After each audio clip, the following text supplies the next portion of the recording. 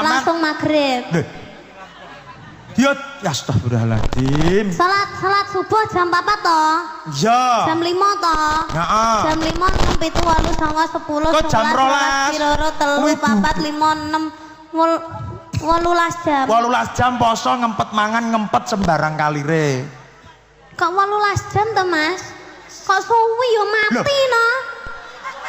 Lah iya kok suwi men. Kok iso 18 jam? Aku kok melu to dina iki awur kuwi. Poso ki pirang jam? Jam 5 toh? Jam 5 sampai 6 7 8 9 10 11 12 1 2 3 4 5 6 13 jam. Lah ngono 18. Lah wae yo manut ae. Ya manut tembo ketularan. Ngerti ya Gus ndek iki ning omahku. Golek buka. Ora. Nyapa? Nunut buka mesti. Ora. Piye? Wonge malah ngejak aku